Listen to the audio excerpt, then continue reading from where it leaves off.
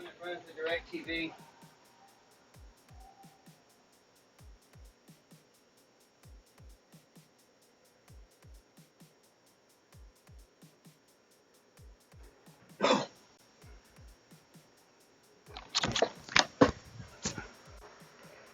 Alright, so it should have got the audio and the stream taken care of without.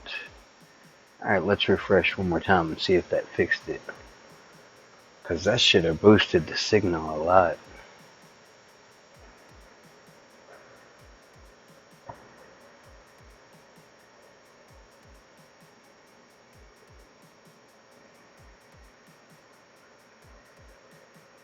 Okay.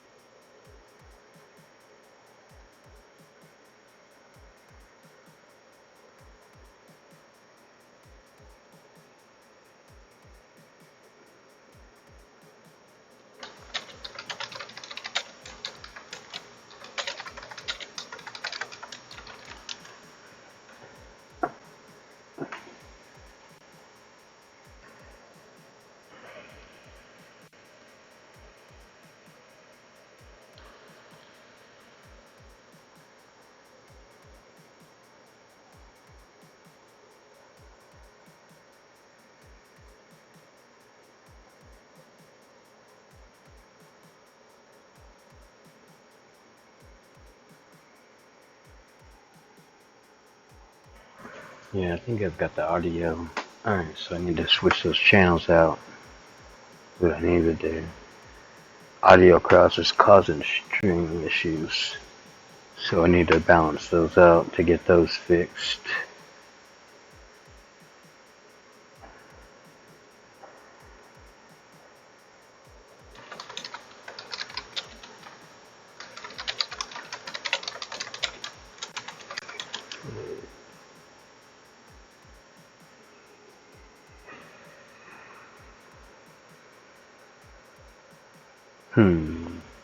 Okay. I think I got that audio channel sorted out.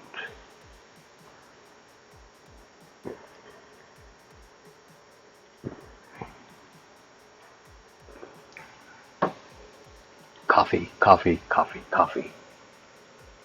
Coffee.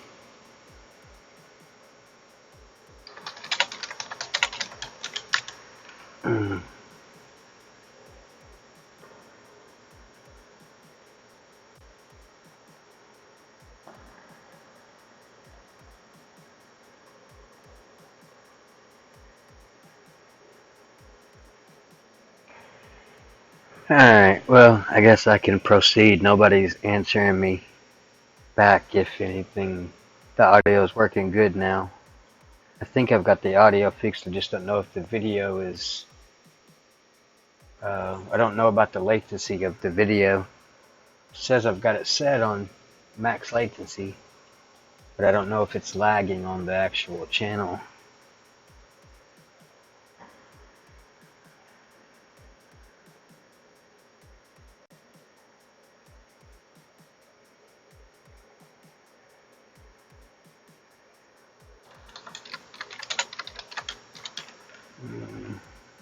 Yeah. Alright. I don't know if it is or not. Nobody's answering back. I think it is. There it goes. Excellent. So now I've got the signal back. Let's see how the lag is. Now the errors pop back up because of the audio cross. Okay.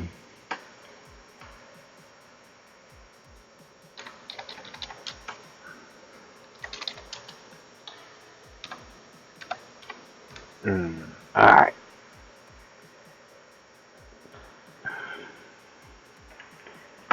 Well, okay. It's already been almost 8 minutes. So I guess I'll just go ahead and try this, and if it works, it works. If it don't, it don't. At least I'm trying.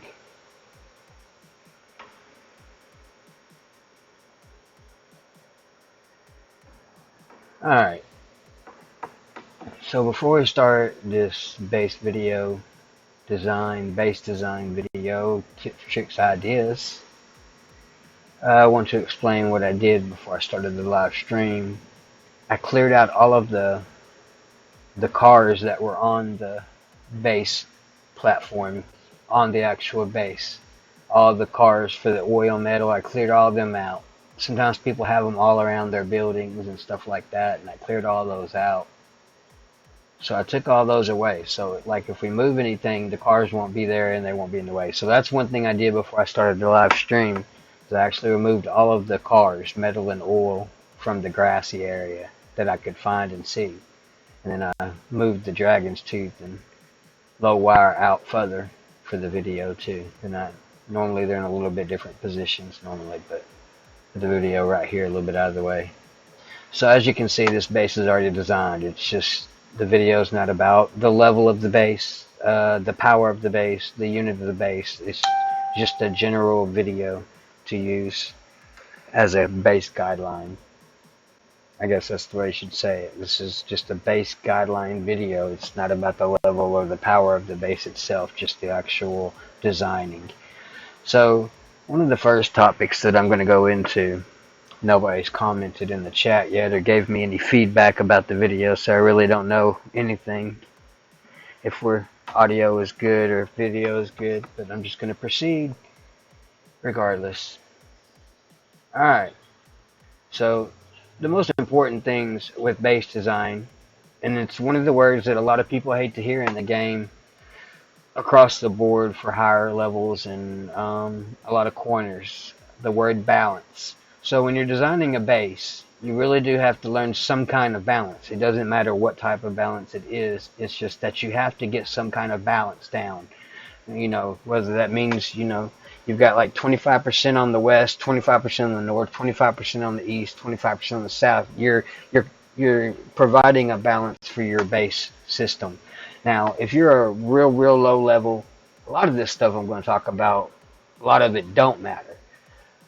Until I get into the later on discussion where I start talking about ways that lower levels can manipulate their bases legitimately by using the editor in order to curb a defense from the event or an attack via PvP, another player coming to hit you.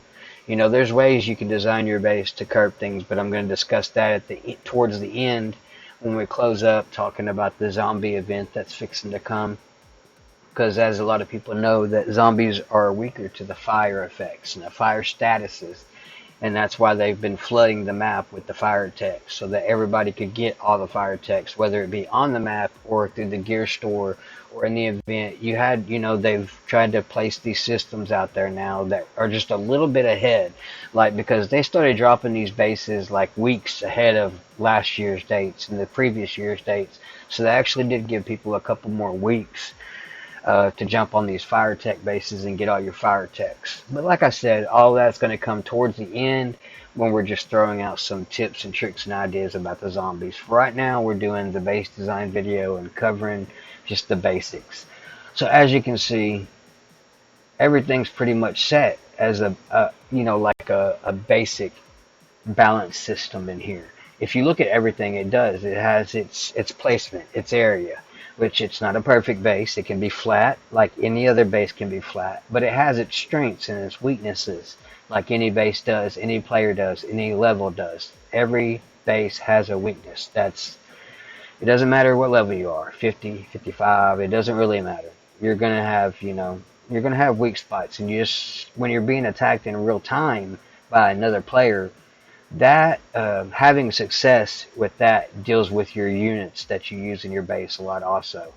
And for the most part, I'm just wanting to talk about base design, and for all the 1 month, 2 months, 6 month, 1 year players that just came into War Commander within the last year or two.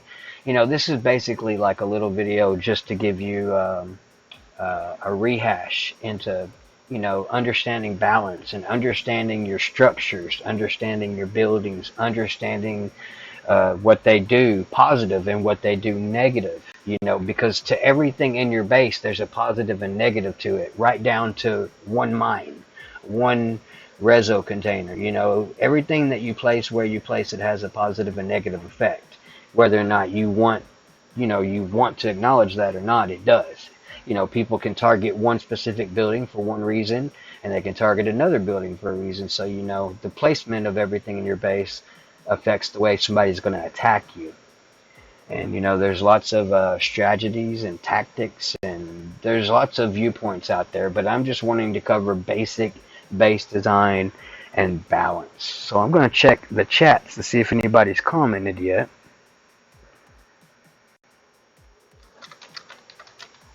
Nobody's saying nothing if they can hear me, so I might just be talking to myself for all this time.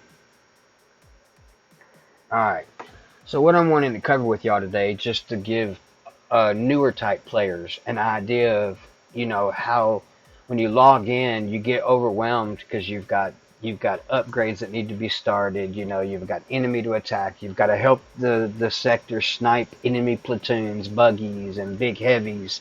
You know, you've got all these things going on, metals and shadow ops, and it's like a chaotic game at times. But as far as your base defense, you know, it's all about your creativity and what you want it to be. So if you're not wanting to design a balanced base or some type of system in place inside your base that's balanced, you know, you have some kind of every time you enter your base, you know, there's a set layout for you to know you are ready and set up for PvP if that's what you want to deal with daily. If you're not wanting, or you're not worried about PvP daily, then you might want to, you know, design a base more custom tailored towards events, where it's easier for you just to move one or two buildings during an event and have the same success that you would as designing your entire base just to win one wave. You know, you could already have your base set up if you're not worried about weekly, daily PvP players hitting you. Then you could already have your event set up just already there constantly. If you're a sector defender and never leave the sector and you're not worried about PvP, you could set your base up technically for events only. And then just whoever comes and hits you, hits you. But I'm just wanting to try to touch base with people because we've been getting messages and emails a couple months. It started a couple months back where two or three people said something, and then two or three more people spoke up, and then it's just basically a lot of newer players and players that are coming back to the game. They're just wanting a little bit of ideas and a video or a reference point of just something to use that's not you know, one-sided or bringing up other topics besides base design while they're doing the base design. So that's what I'm trying to accomplish by making this video and discussing this, is just little small things that help people maybe down the road if they watch this video about their design in 2019 or 2020. We have a lot of new turrets in the game, you know, since 2 or 3 years ago. I mean, things have changed greatly. So learning how to and obtaining balance in a base in War Commander is actually very hard. It's actually a very hard process. It takes a lot of work and a lot of dedication if you really want accurate results. You know, if you're not really putting your heart into your base design and you're not watching your attack logs from previous attacks and seeing how you did online and offline, you know, you'll never learn anything from your base. So if you design your base and you never actually look at the data, then you're actually, you know, you're hurting the process. Because if you design your base and it doesn't do good, but you didn't learn from why it didn't do good, then you actually failed in what you're actually wanting to do as far as PvP base attacks with your base. You know, you have to learn every time in the process. You know, when somebody sends a certain unit in your base, you need to be learning and remembering what those units are specifically, what they are and what their strengths and weaknesses are. And it's a lot of data. You know, a lot of players like me have been playing for 9 years now. October will be the beta release anniversary. When this game went into beta mode, it will be the anniversary in this October for a lot of players, and then some November, and then some December, and some January. But we're coming up on a lot of anniversaries for people that have been playing this game for 8 and 9 years now. And there's a lot of us that have, and we have many accounts, and we enjoy playing the game in all sectors and having fun, and not being about the drama and the bullshit. But as far as learning, you always want to try to learn from what you're seeing after you design your base. So if you spend 2 to 4 hours designing your base, whether or not you're in a bubble or not when you do it, all the time and love you put into that process, you want to make sure you look at the data afterwards. So if you spend an hour or 30 minutes or 2 hours or 8 hours designing your base, you want to let some time go by with attacks. That way you'll have time to look at that data and see how each spot where they attacked from, uh, where they stood in your base, where they stood and where you stood as far as the attack went, and just try to do your best if it was an offline attack to learn what they used and how much percentage they did and how well they did.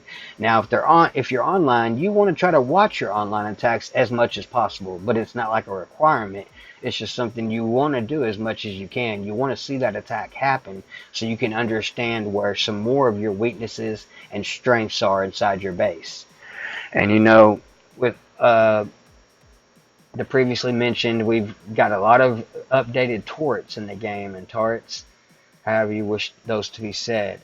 And a lot of the DPS numbers have changed nowadays. So with all the new turret types and stuff, you've got to be, if you want to be a B or A class player in this game, you've got to stay current with these numbers, the stats, the data.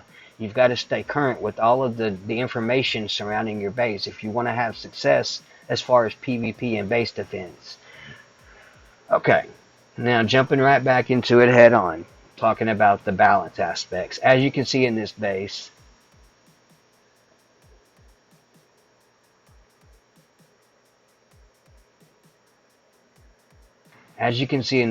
you have a 4 watchtower method, with the 5th one being here hidden. You have a 4 coverage area. Now, it doesn't matter if you look at this like, from left to right, north, south, east, west, north, south, east. It doesn't matter. It's a 4 coverage area. It is providing some sort of balance and efficiency.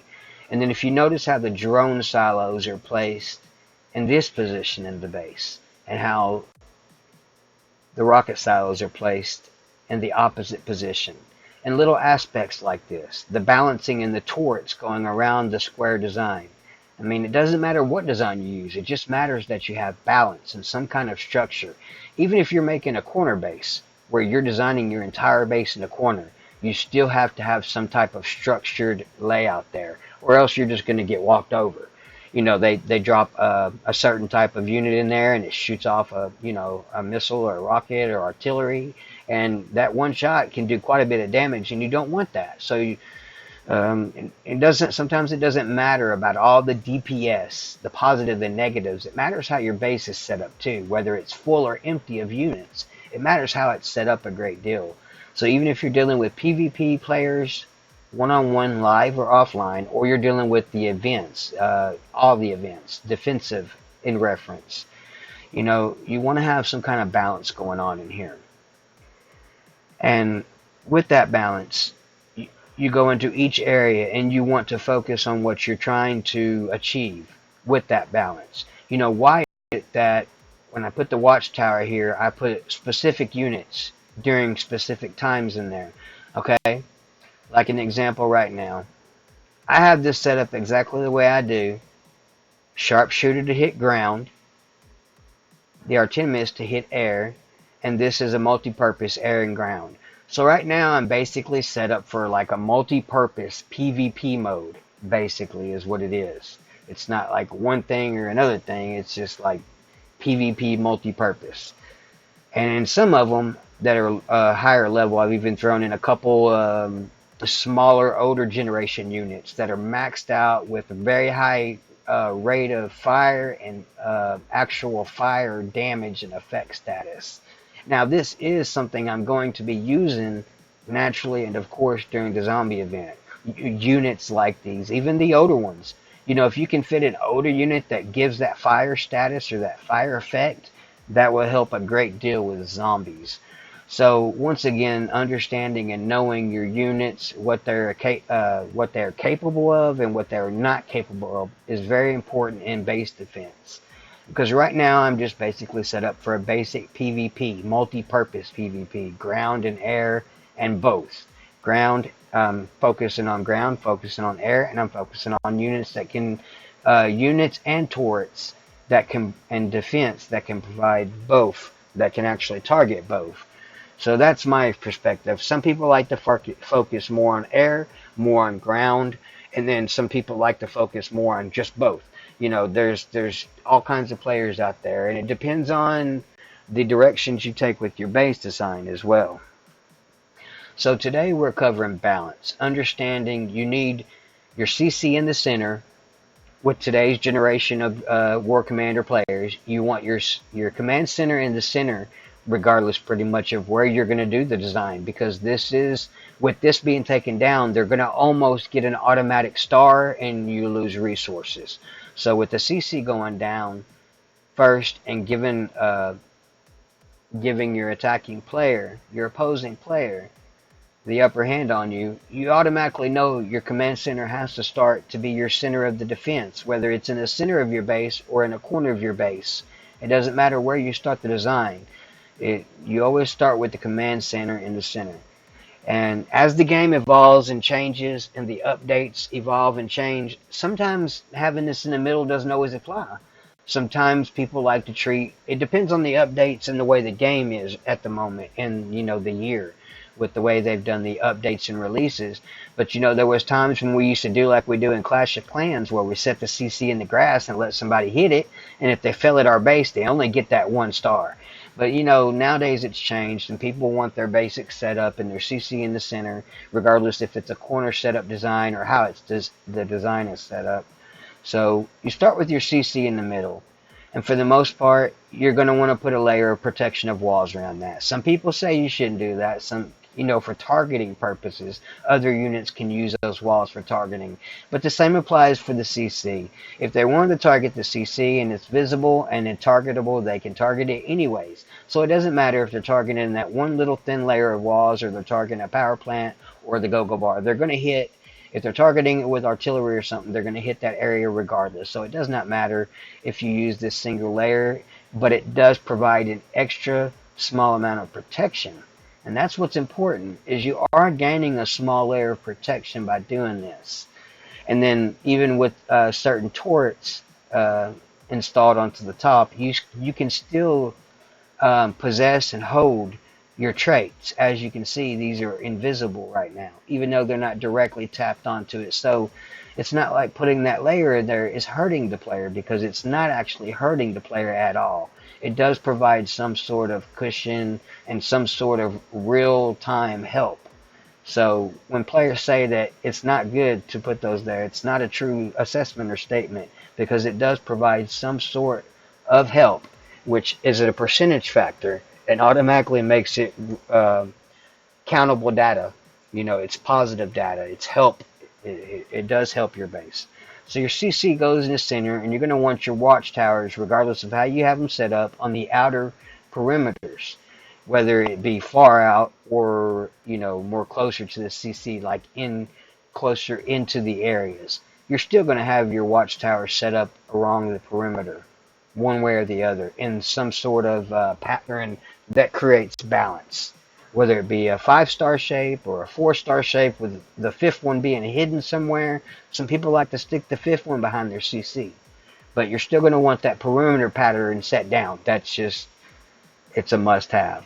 It provides you a coverage area when people are deploying units where you can strike out immediately and reach them. They may come in with a Jugger Op or their Juggernaut or et cetera, and blow a hole in your base, but you still have to have these basic balance perimeters set down. And if you ever avoid a design that moves away from that thinking, you'll automatically start seeing right off the bat that it's not going to work. You're just going to get smashed and clobbered because you're not providing a balanced perimeter. And I guess that's what you could call it, is a balanced perimeter. So after your understanding is clear about your turrets being placed correctly, staged in places where they are being secured by your base to a degree, without allowing weaknesses as well. If you notice how these turrets are placed in specific places just like they are, and they get coverage, and even in spots where they look weak and exposed, like right here, You could say this is weak and exposed, but technically that's not weak and exposed. It's just open, but it's not weak and exposed. It's just an open area. These are supported by walls going around and a foundation, and you have buildings going around it. So it's not necessarily weak. It's just exposed to the elements of the grass. It doesn't have the barricade preventive maintenance there, but it's still being supported by other things around it, one way or another. And that's the important part, is just, understanding you got to provide balance to your base design. You don't want it all chaotic and all spread out, and you know you don't have to go with this thinking right here that everything needs to be squared all up on each other. You don't have to do that by any means. You can move all of these buildings out, which we're going to get to a little bit of that towards the end when we talk more about the zombies, because during the zombie missions and the zombie events, as far as base defense, you actually want these buildings as far away from your base as possible. You want every non-defending structure and building during zombie events as far away from your base as possible. That way your base defenses have enough time to kill the zombies before after they erupt from the buildings being killed. As you all know, during the zombie events, when a building gets killed, it creates more zombies. And as the years go on, the zombies become harder and harder and harder, and they have higher and higher health data stats. So you're always going to be wanting to place your buildings out further when we're in the middle of a zombie event. You're not going to want to be doing this compressed design per se. You might not want this compressed design, because once the zombies get in here and start killing these buildings inside your base, all of these zombies that spawn from the buildings as last zombie defenders, standers, will just start immediately overwhelming your defenses. So during zombie events, you want your buildings out, like in a square, or you want to move your buildings to accommodate each wave, is what I like to say to people, because a lot of people don't care about the defense waves. They just press the button and go, and they do it. For lower levels and middle class players, sometimes the harder waves are not that easy. They actually have to put time and effort into the design of their base, where the buildings are, and the units they use, and the text they use to have victory in there.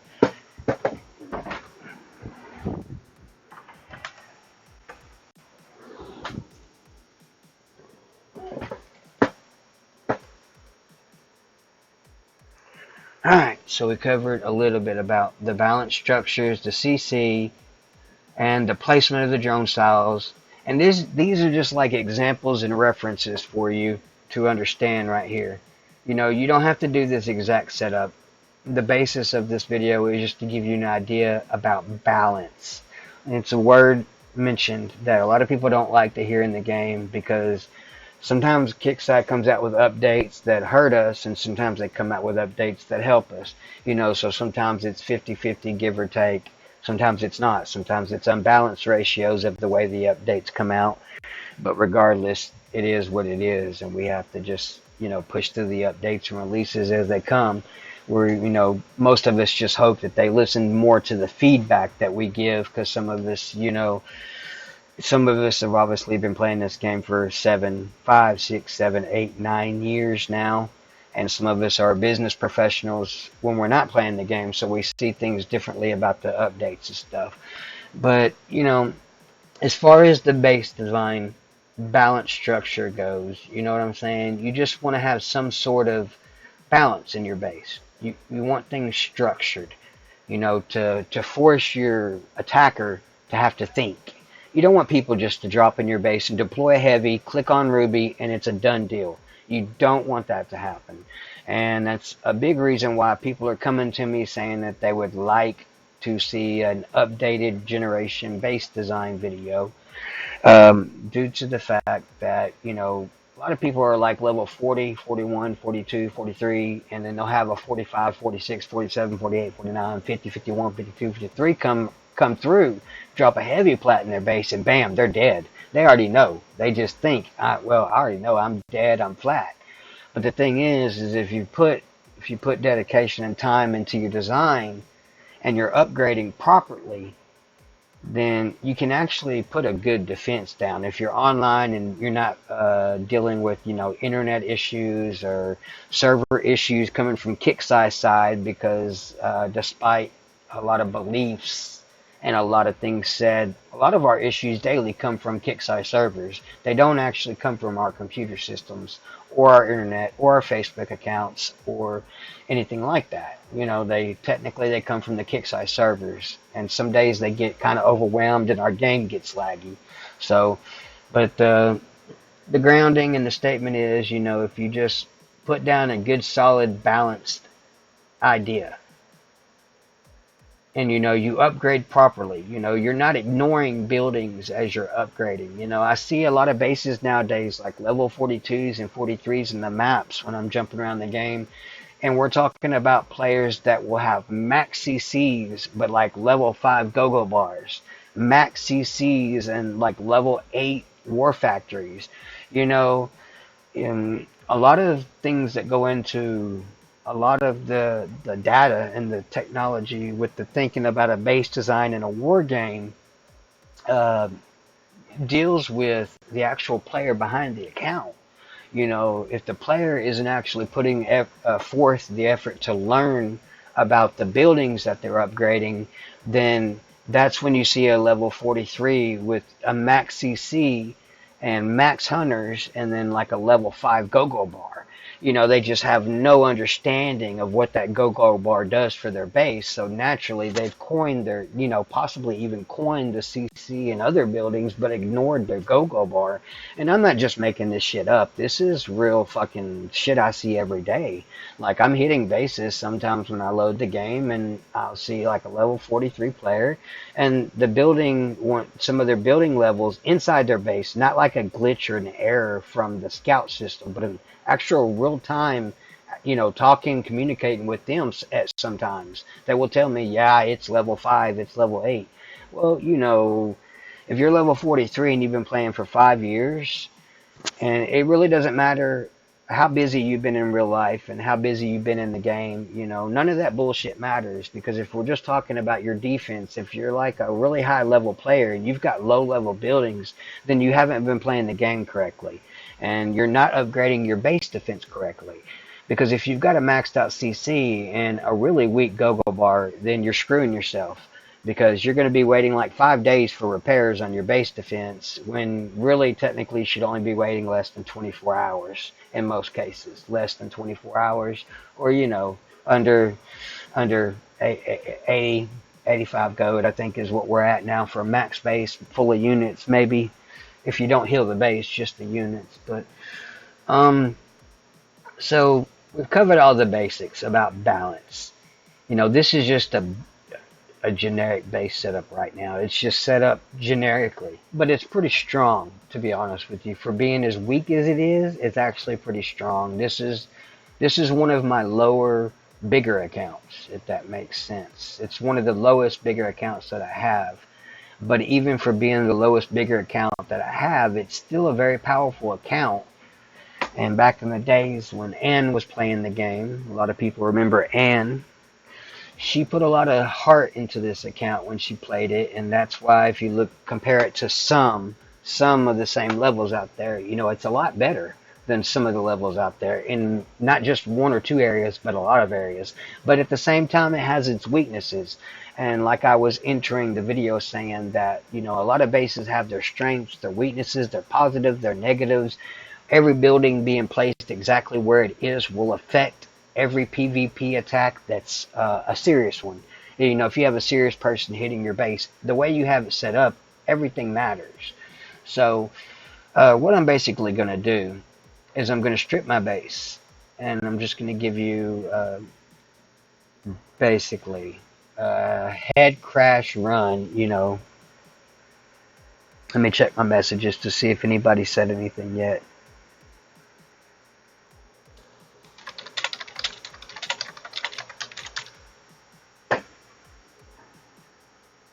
I'm just checking to see if anybody can still hear me on there. Nobody's chatting to me on there. It says I got one person watching, but that could be me and my crazy ass watching on the OBS screen. Yeah, y'all can feel free to laugh all you want at this video in my country voice because I don't usually use this microphone, and I know it's probably got me sounding all country as hell, but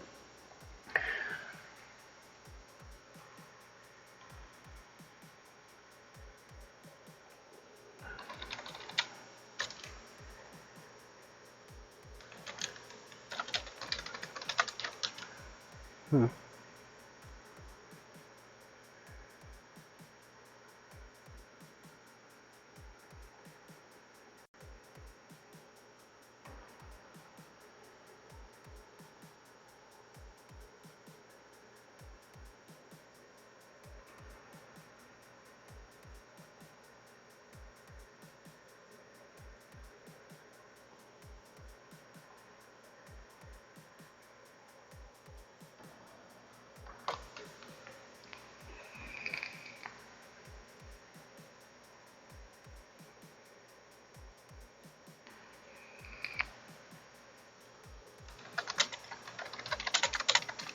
Mm.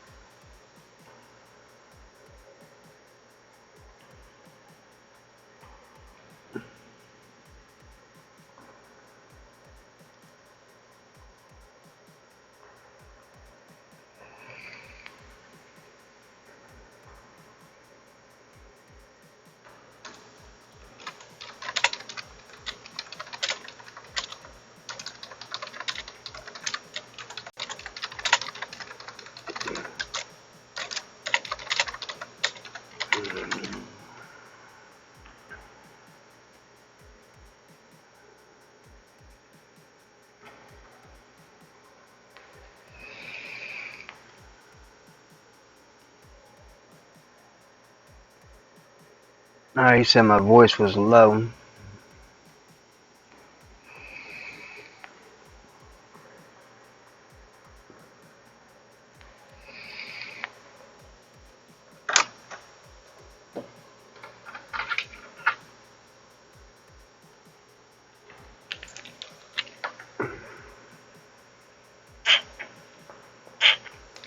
Alright, I promise that wasn't me farting.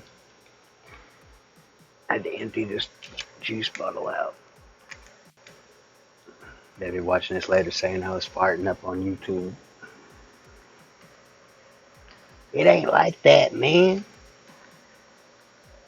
He said he can't hear my voice. Am I not talking loud enough or something? I need to talk louder, Abdul? Huh? Comment, say something. Comment down below.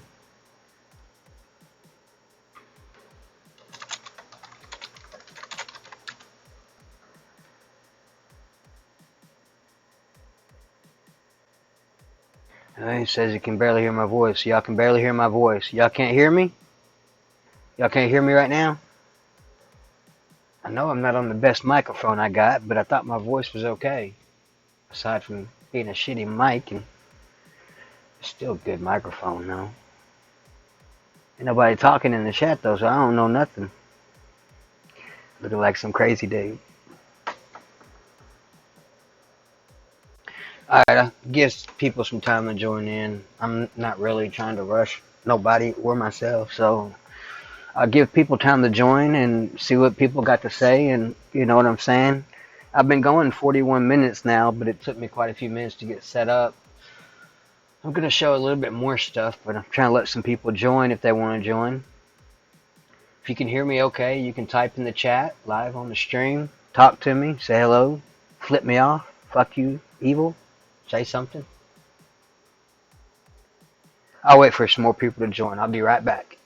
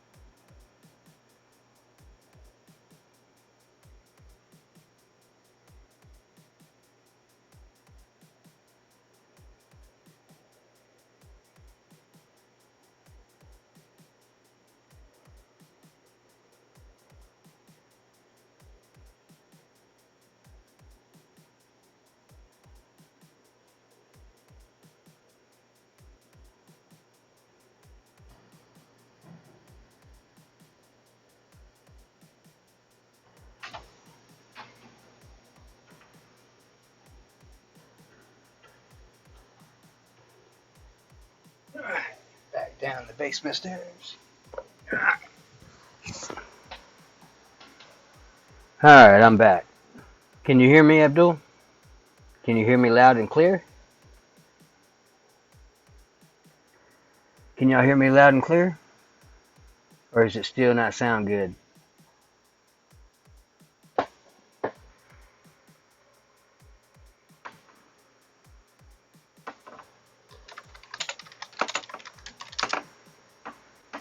Does it sound okay? Is the audio still low or what? Let me know if the audio is loud enough or I need to turn it up, or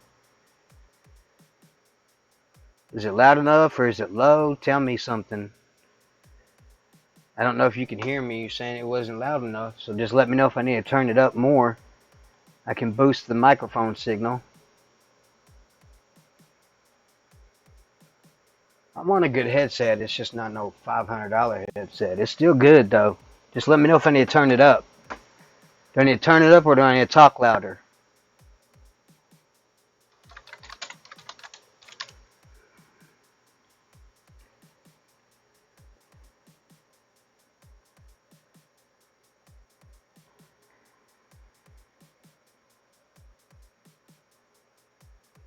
Alright. I've been going almost 50 minutes already. Let's see.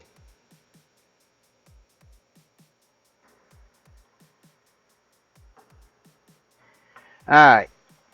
What I'm fixing to do now is I'm fixing to tear this base apart right in front of you. I'm going to break it down. I'm going to hide the walls. I'm going to move all the buildings outwards, away from the base.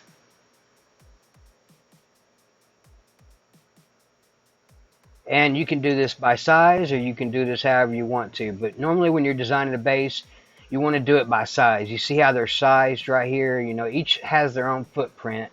A lot of people use these sizes, you know, to their advantage in the game at different times. You know, you can use the structure size to your advantage and the height to hide buildings behind it to your advantage as well. But I'm basically just wanting to get all of this shit away from the base. And, you know, there's a chance I could be attacked during this, but that's okay. If I get attacked, we'll just stop the live base video, or I can corn it all. I really don't give a fuck either way. But we're going to do this video showing lower levels, mainly lower levels, but this will give other players ideas along the way. But a lot of lower levels have been asking for this, like players brand new all the way up to level 43 was the last request I got from a level 43 2 days ago. Wanted an updated new generation, you know, base video. And I can see why a lot of people don't want to do them, because it depends on how your base is, you know, how that design video will go. You know, a lot of people have their bases customized just for them. You know, so they don't want to do videos showing everybody and explaining people about their defenses and their strategies and their tactics. They don't want everybody seeing that stuff in a video, because then they have to redo everything they've put all the hard work into. Whereas me, so much, I don't have the time like a lot of other people do because of other things going on constantly. So I haven't had the time to make this video, but now I do. And I don't care if I get hit while I'm live, honestly.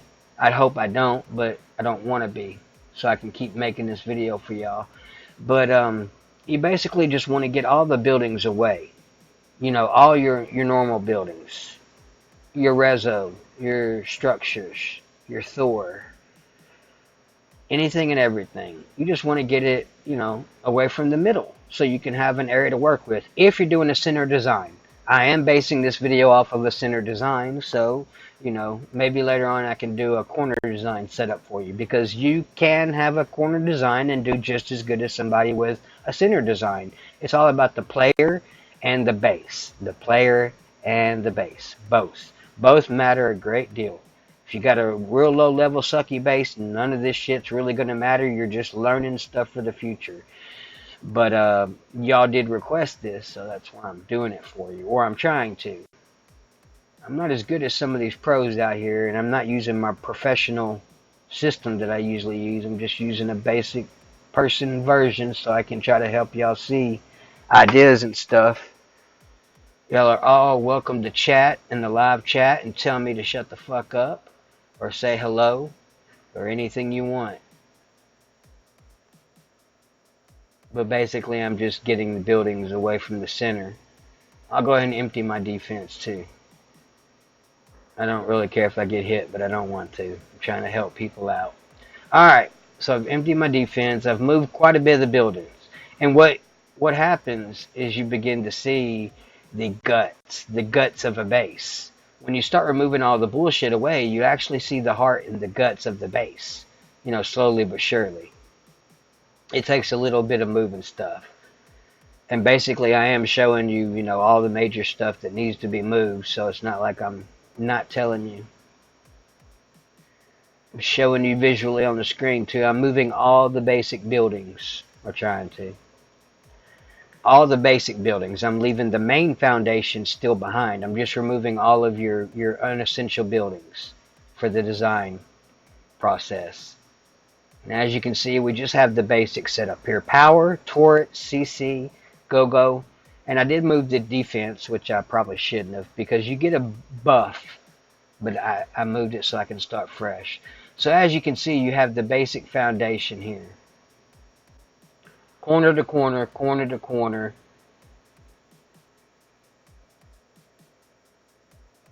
And at the moment we have my heavy setup in this base. At the moment we have it set up kind of sort of cheesy. A lot of people wouldn't do it this way, but it's not a bad setup. It works. It won't work against everybody because the game doesn't work like that. But it does work a lot, versus a lot of people. Basically, what you're trying to achieve, regardless of how it's done, is you're trying to achieve a 4 setup. 4, 4, 4, 4. You're covering corners with turrets, towers, bunkers, and heavies. You're providing a balanced area. Now, the thing that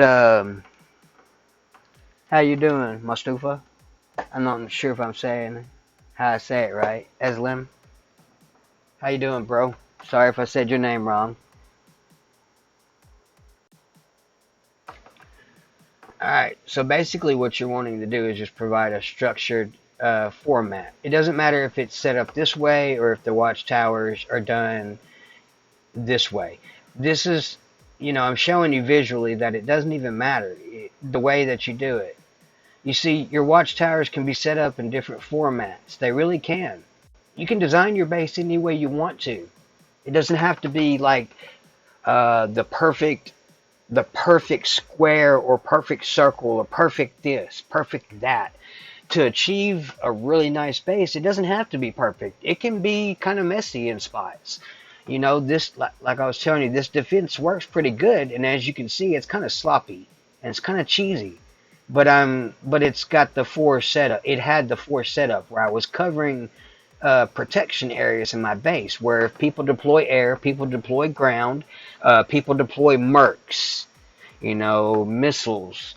People forget that there's a lot of things in this game they can use during PvP attacks, and they normally just use air and ground, but there's a lot of aspects to this game away from air and ground, like mercs. You can throw those out in the attack to cause a distraction, a diversion, to blow up mines. You can use your mercs to blow up mines on the ground before you send your units in, but a lot of people will send in like attack dogs or elite riflemen to kill the mines or something like that. But you can also, if applies, you can use the mercs, and sometimes you can use missiles on certain spots and bases, to help out. But with the thinking of defending against ground and air, with that thinking, the basic concept in mind, not going overboard thinking about everything, just a basic summary. All right, bro. You have a good night and rest well.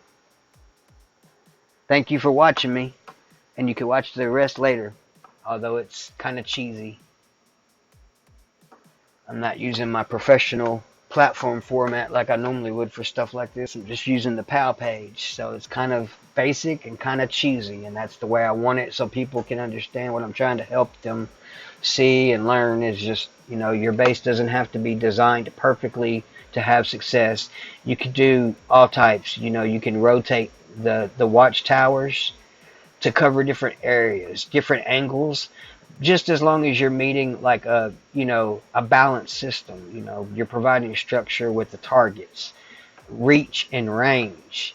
You know, you want to have balance. That is always going to be a very important word with base design, is balance. Even if some spots are kind of sloppy and not as, you know, placed as perfect as others, you still want some kind of balance.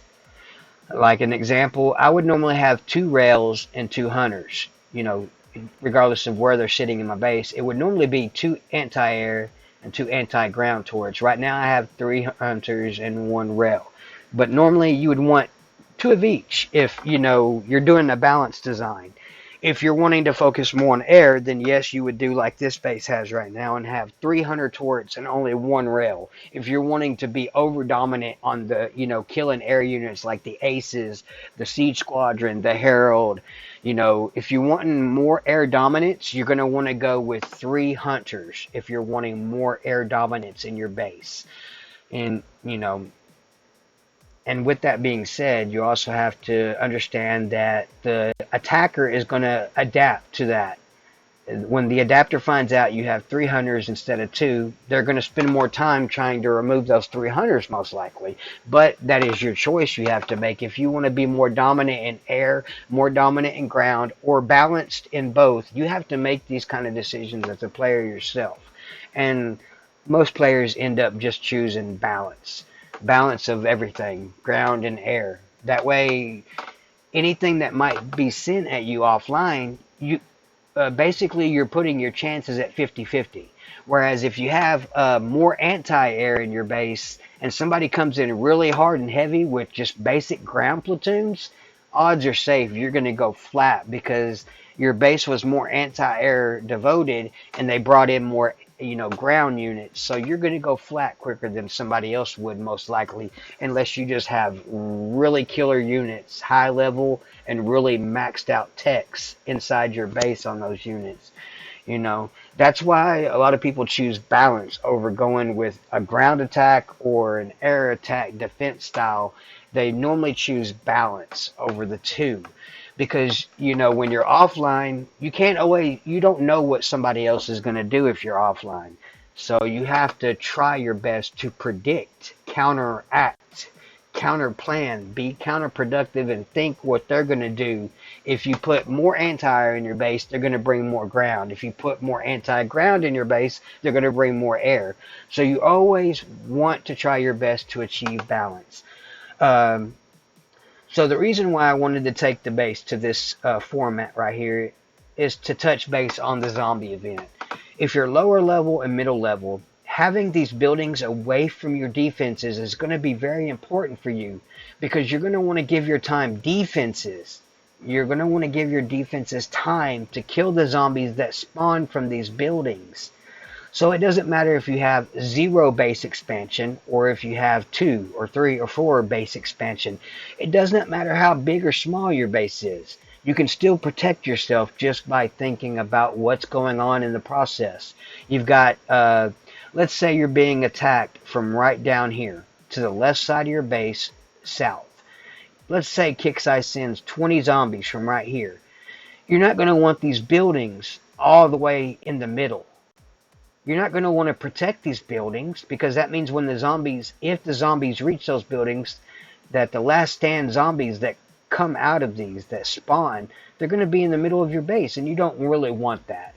You want the zombies to kill the buildings as far out as possible and then come into your defenses. That way your defenses are all at high priority focused on those zombies.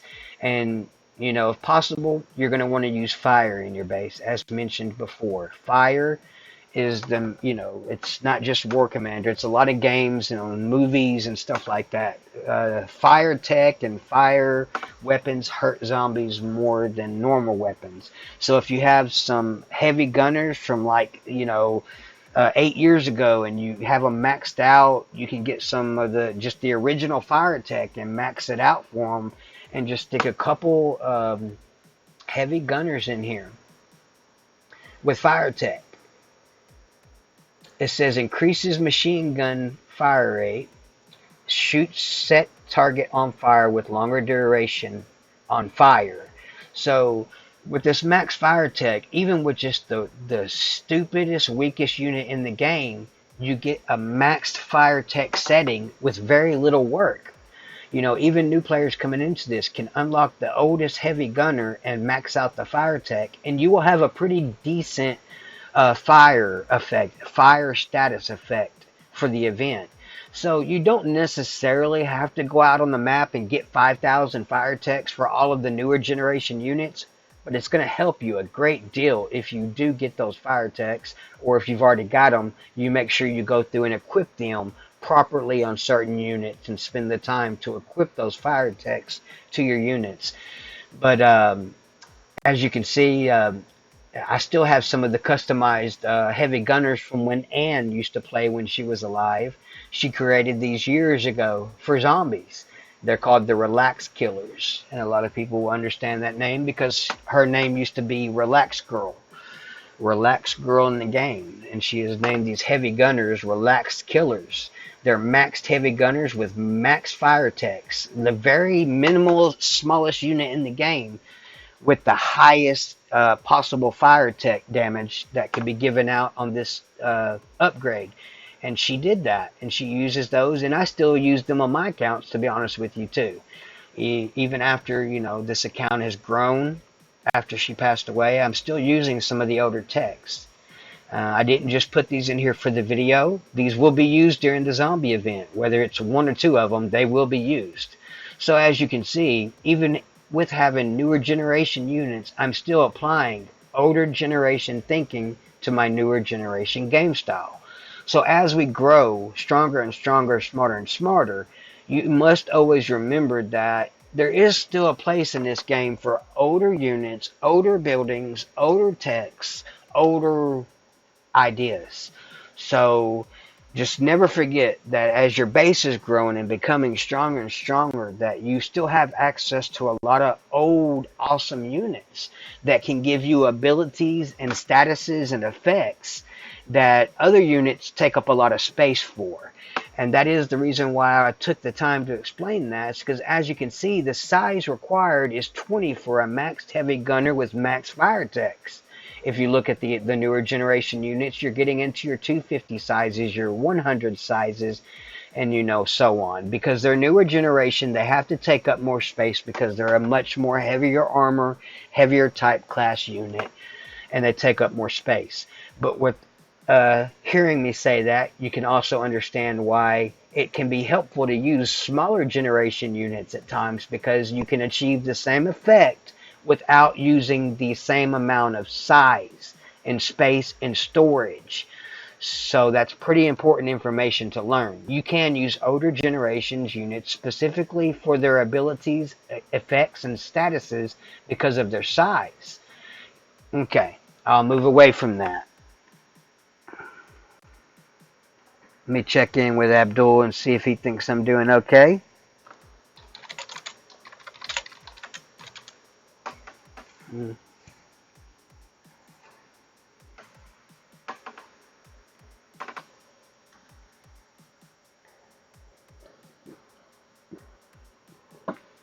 Coffee, coffee, coffee.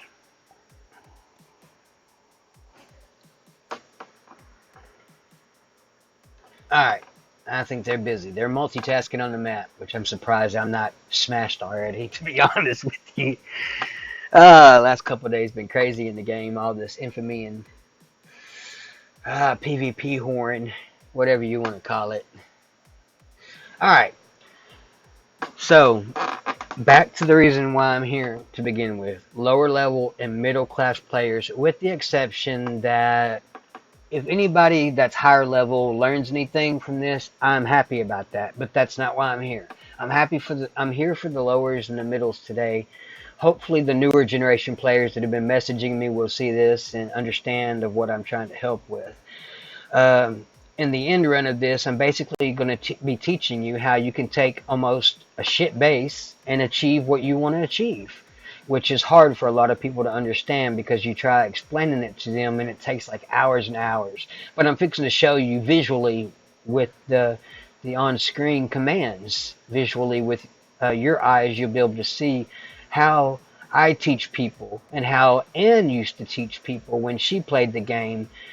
And she started the game as well from the October 2010 vantage point, like some of us did. So when Anne was alive, she knew everything about this game, the units, you could ask her anything and she would just know it. Like she wouldn't even go to Wiki and look; she would just know it. And that's part of the reason why I do what I do when I do it for like, making videos and bases and stuff occasionally is because somebody will say, look, there's no videos for this specific base made this specific way.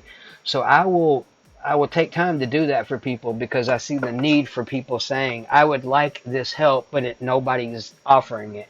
So this is why I'm going out of my way to do this. So basically what I've done is, in a nutshell, I just smashed everything in the middle pretty much, the defense wise. Now, what I'm wanting to talk to the lower and the middles about is teaching them, um, not just during PvP attacks, but during the zombie event too, both. So this discussion is going to be about barricades, walls, and uh, PvP attacks slash events for lower and middle levels. Understanding how your walls can help you and how they can hurt you.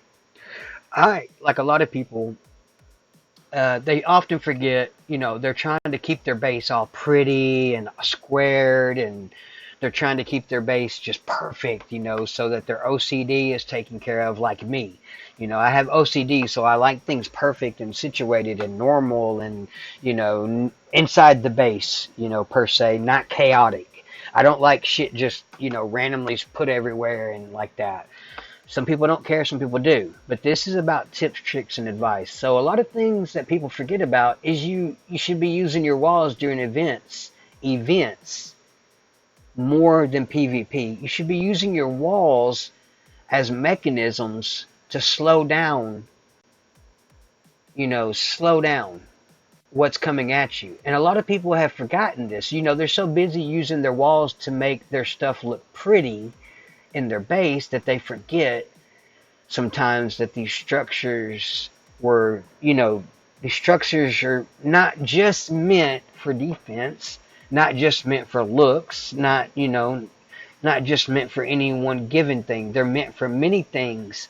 And when you're using them anywhere, every one wall you put in your base matters, and where you put it matters. If I put a wall right here, that matters. If I put a wall right here, that matters. Everything matters that you do in your base, and that's why a lot of people have been, saying that they need an updated, newer generation design video because, these high DPS hitting units and these high protection turrets. Some of these turrets, 1 million, 2 million, 3 million DPS is just astonishing. We made really massive leaps and jumps in a very short amount of time. If you look at the lifespan of War Commander over the 9 years since October of 2010, we've made great jumps and leaps in DPS, health, stats, uh, techs, everything. Just in the last 2 years, 2 to 3 years, the game took a massive leap. So people get overwhelmed trying to understand and learn all the data, the specs. But really, if you take just a calm approach and viewpoint to base design, it doesn't have to overwhelm you and be like an overwhelming thing. You can just take a basic base design and you will have success if you are online when you're being hit and you use the proper units to match what your defense does. You know, you don't want to have all anti-ground turrets over here and all anti-air turrets over here. You don't want to have mixtures like half and half. You want to have it, a combination attacks, ground, air, ground, air, ground, air. You don't ever want to be putting one thing on one side, one thing on another side. And like I was going back to the discussion of how I have 3 hunters in here right now and 1 railgun.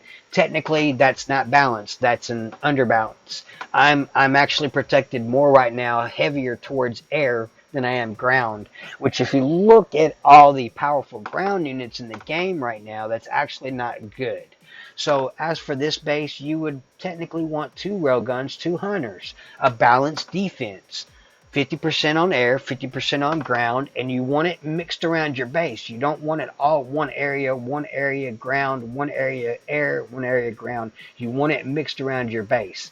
But going back to the barricades, a lot of people, they get overwhelmed trying to figure out the best way to design your base. But the only thing that matters with the walls is that you use them to do one of 2 things.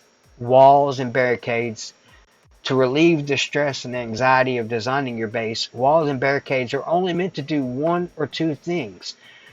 1, protect a specific defensive structure.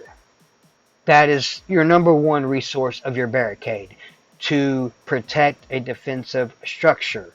That means surrounding it perfectly, not 90%, not 50%. If it's an actual structure that needs to be protected, you would go completely around it with walls. And there's gaps, between the outside placement of the wall and the next building. They wouldn't be touching or anything like that. Nothing like what you see here as far as turrets so close to each other. But for a lower level, in a lot of cases, lower levels and middle levels, they actually have to center the defense like this. And then they have to surround their base with walls. And you can do it like this method that I've showed you, where it's just random. You're just making solid protection squares around your base. Or there's a lot of players that like to, do a different type, which is called the spread type thinking. And what you're doing is you're using less walls to achieve the same exact thing. You're using less walls to achieve the same thing. And what this does is, by using the spread out concept, is a spread out concept of barricades, is you're reducing your wall usage while at the same time you're pushing your the amount of wall and barricade usage outwards. It gives you more coverage outwards, whereas if you use single lines, you're getting less spread. So as you can see, I'm using this spaced out design wall mode right now, and I'm just doing a basic square around the center designed area. I'm not trying to make it perfect. I'm not trying to make it pretty right now. I'm just doing a basic spaced out design. Okay? So if you see, I'm just finding out where the wall stopped at, and I'm making sure I don't, it's not perfect, but it's not half-assed either. So I'm just doing a basic, the best I can from right here. I could zoom in probably and make it be a lot better, but I'm wanting you to see the whole entire process of what I'm doing here, regardless if it's perfect or not.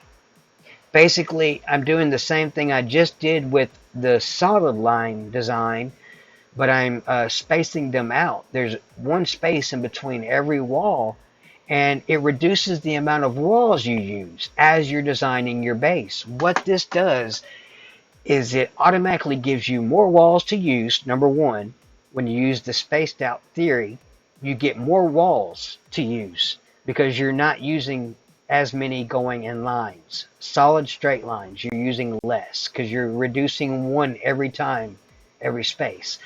And the secondary reason is you're pushing your defense wall barricades more further out than you would if you just use a single line, because you're using more walls. So a lot of players lower and middle, they usually like to center their base design defenses like tower, watchtower, watchtower, watchtower in the corner, corner, corner. And then they'll put one heavy turret, one heavy turret, one heavy turret, and then your CC goes in the middle. Your power plants go around that. Your go-go bar stays in the middle. And if your defense lab is high enough level, because it offers your base special defense buffs, you will want to have it in the middle also. So let me drop this wall right there like that. Let me hit this.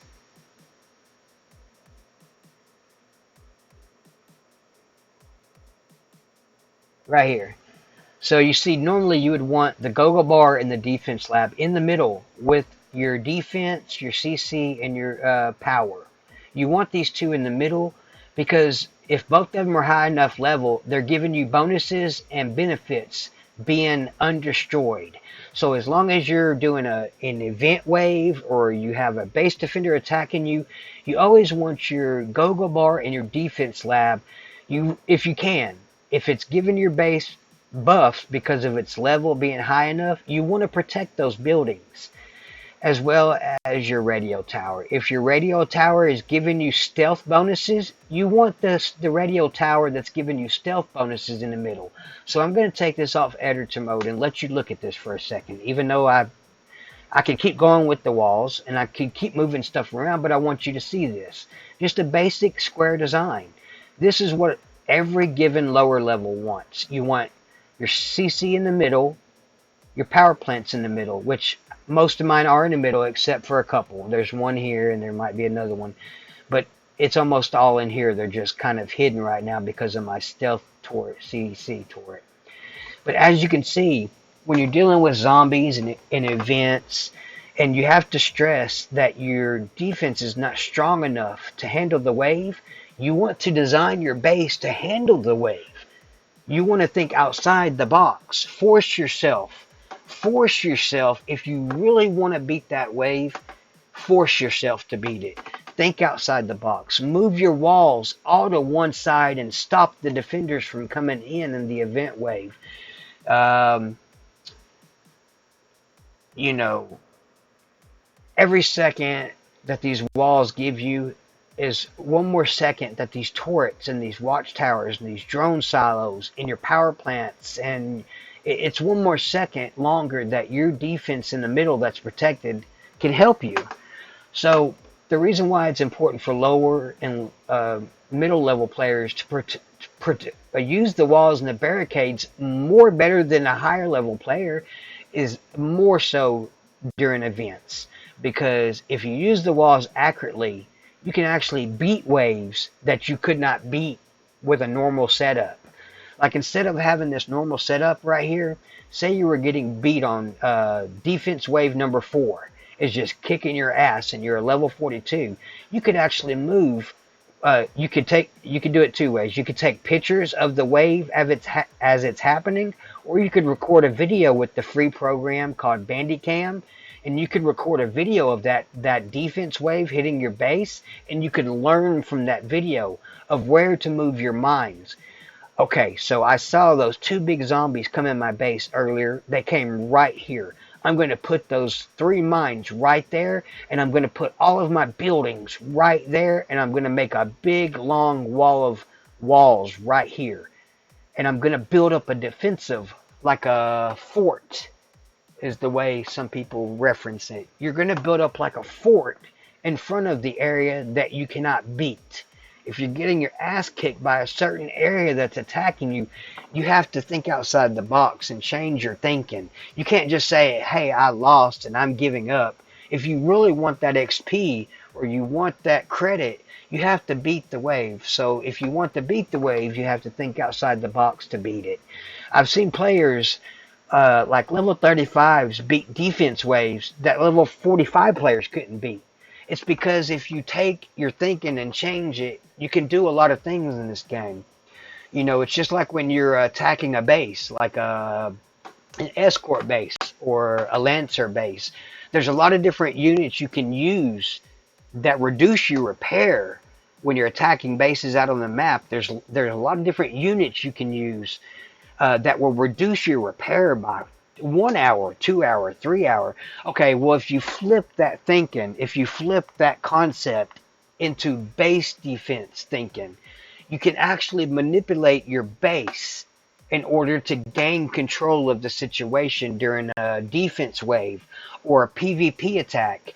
If you've got this one guy that keeps coming and hitting you once or twice a week every single week and you know he hits you almost exactly the same every single time, you can design your base without outside thinking. You can design your base to counteract his approaches or hers, depending on the person coming at you. So understanding that you don't always have to leave your base set a specific way to achieve your goals is very important. You don't have to design your base and leave it that way. Kixeye has given us this base editor, and it doesn't have all of the abilities that we want, but it has so many abilities that give you the control that you need in order to gain an edge over Kixeye units and Kixeye missions. Over the years of playing this game, regardless of me taking breaks from it and stuff, a lot of things change and a lot of things don't. As far as base defense, it doesn't matter how much the game progresses. It really doesn't change. It just grows. It doesn't per se change. So if you're a lower or middle level player, what I'm saying to you is, instead of always getting your ass kicked and complaining about it, stop and figure out what is kicking your ass. What is it that you're not, what is it that's keeping you from having success in that defense wave? What is it that's stopping you from having success, from that level 42 that just keeps smacking you around? What is it about the way that he's hitting you that allows him to smash you? Learn what it is about your base that needs to be changed immediately all the time. That's how you learn to grow with this game and have a really kick-ass base, is you're constantly learning from what's going on.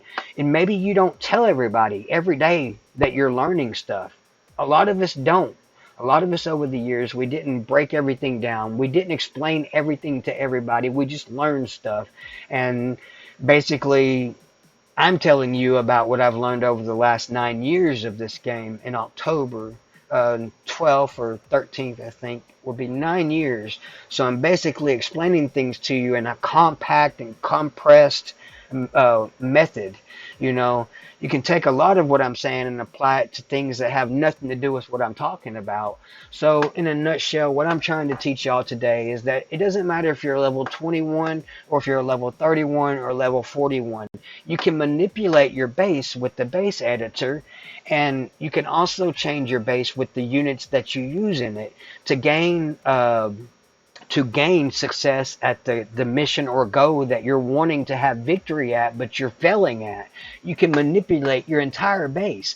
I could put nothing but walls all south to stop 2 tanks from coming in. And I could put all the walls over here to the right side to stop the attack during the event that's crushing my base from the right side. So you always have the ability, when your base is repaired, to alter it, to make changes, unless the building is upgrading, of course. That is, that's one thing that always has to be factored in. Whatever building is currently upgrading with the dozer, it can't be moved. Until Kixeye, look, I'm doing it right now and it's not moving. So until Kixeye works on that, updates that little element, that's one thing that people can never change. 99.9% everything else, as you can see, can be manipulated and changed. I can place walls anywhere I want them. I can move buildings anywhere I want them. I may not be able to rotate them all, but I can put them where I want them. And even though this base is expanded, you don't have to have an expanded base. You just need to expand your thinking, not your base. Just because a lot of players will have the edge on you, just because a lot of Kixeye units will have the edge on you, doesn't mean that they have to beat you. You can beat them. You just have to apply thinking and data and learning and adapting. That's one of the key words that Anne used to always use when she trained us back in 2010, 2011, 2012, 2013, 2014, when she trained us as hitters and snipers and helpers and haters and lovers. She trained us that we need to learn to adapt our bases and adapt our thinking. So with War Commander, a word that I like to use a lot in a verbal aspect when I'm talking to people is adaptation. Learning to adapt to what's happening. If you get hit by a defensive wave and you don't change anything, and then you cry when you get beat again, then you're not adapting. and you're not helping your situation. But if you get your ass kicked by defense wave number 4, you let your base repair, and then you go back and watch the video of how hard you were hit and where you went wrong, and you actually adapt and make changes from those pictures or that video of that defense wave 4 smashing your base. If you actually learn from it and make changes, you eventually get to the point in the game where you have the best base in the game and you're not even level 40. That's what it amounts to, because you learn to adapt with the game, whether it's just even if it's just moving 1 or 2 walls around once a week, you're still adapting some way or another.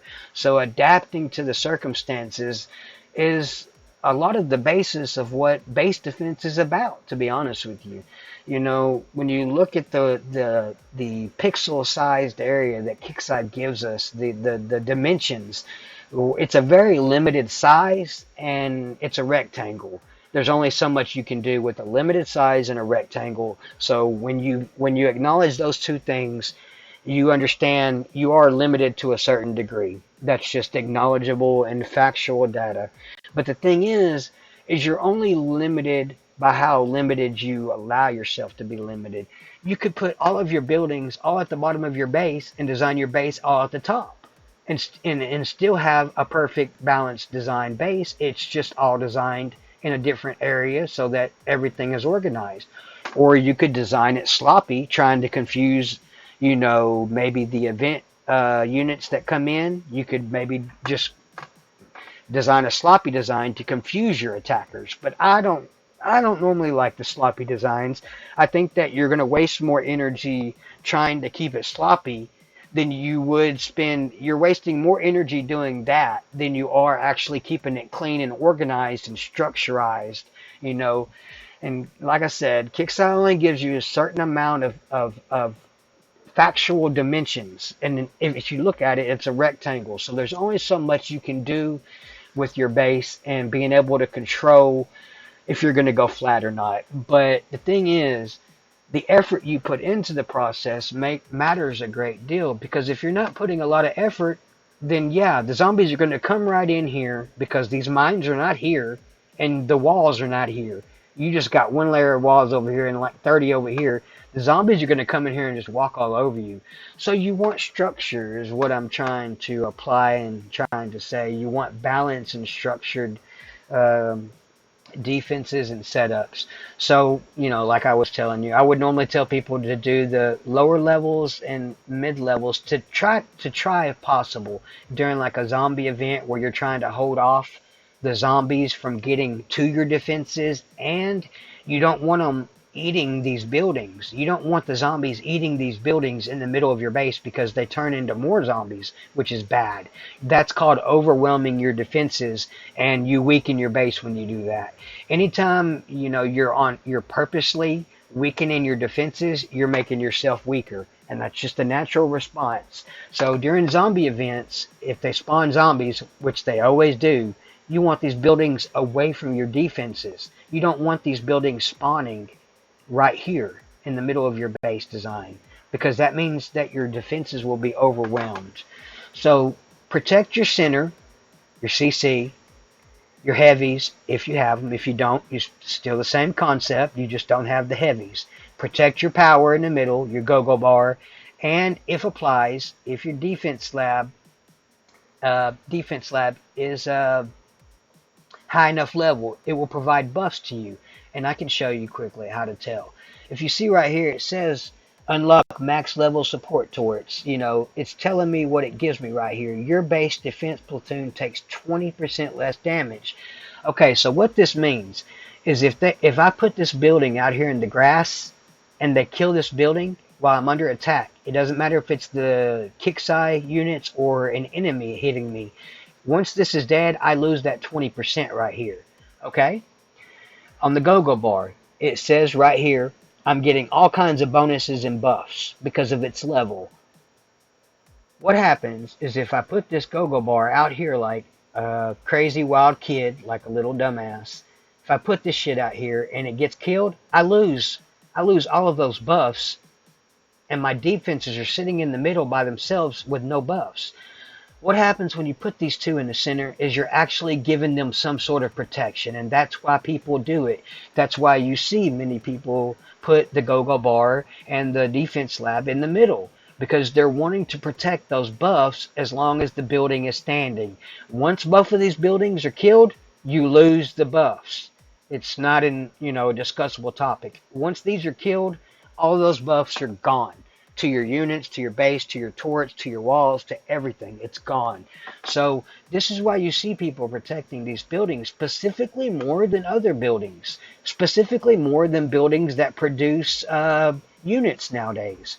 You will, in a lot of cases, see people protecting the go-go bar in the defense lab more higher than they do the producing buildings nowadays because they offer buffs. And once the buildings are killed, you lose the buffs.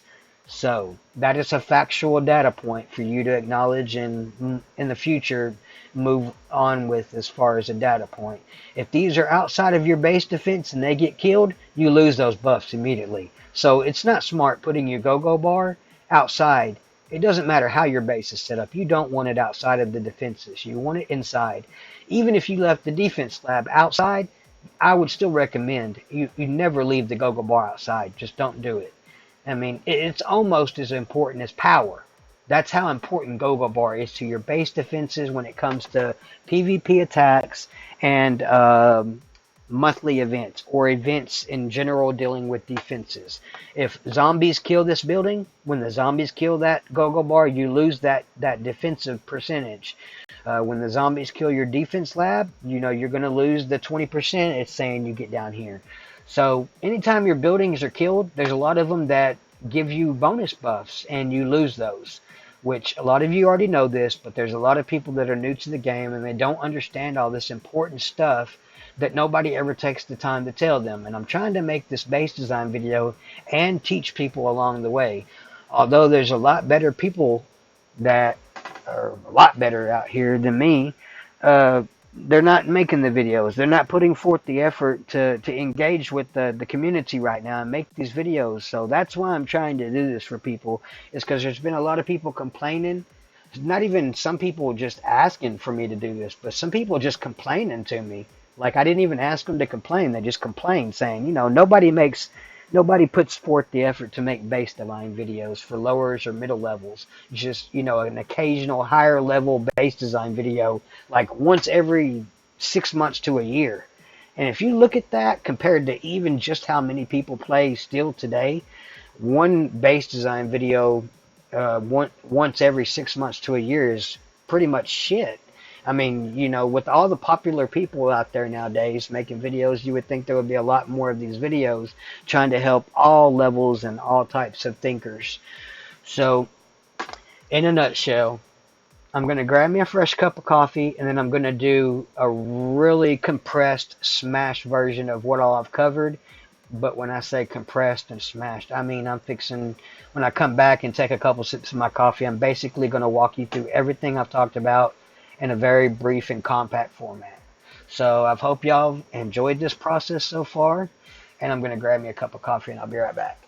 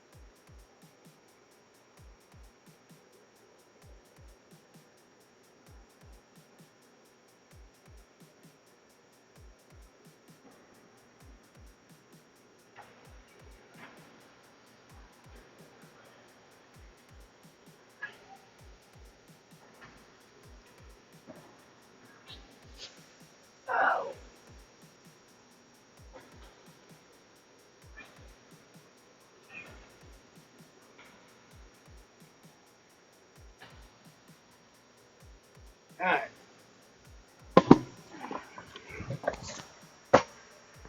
Alright, I'm back. I'm not trying to rush or nothing, so I'm gonna just chill for a second and ask if anybody has any questions. If anybody that's watching has any questions, please ask me questions and stuff. I'm not like the best player in the game, and I'm not like the #1 pro player of War Commander, but I've got some experience. If you have any questions, please ask me, and I'll try my best to answer. And there's other people watching, so they might try to help answer too. So if you have any questions about what we've done so far, please feel free to ask the questions or share your feedback.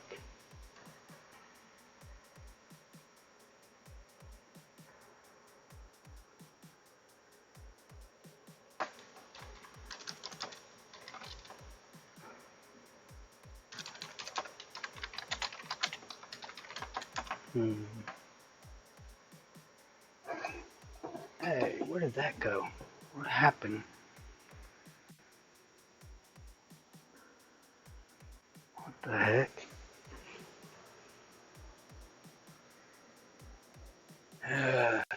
Well, I got the coffee. Okay, I'll be right back. Yeah, I'll be right back. There's a pretty girl. There's one in it.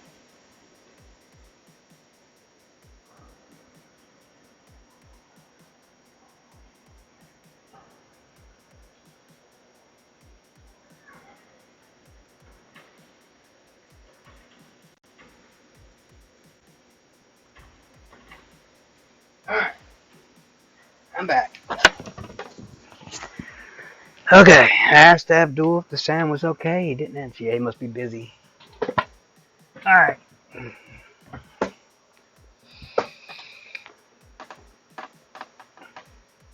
Alright, so y'all don't have any questions? Let's see. Nope, no questions in the chat for me so far. What we covered.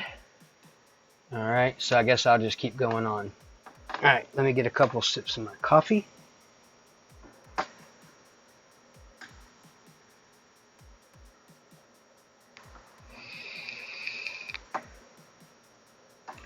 Let me smoke on my Mota a little bit. Puff, puff, pass.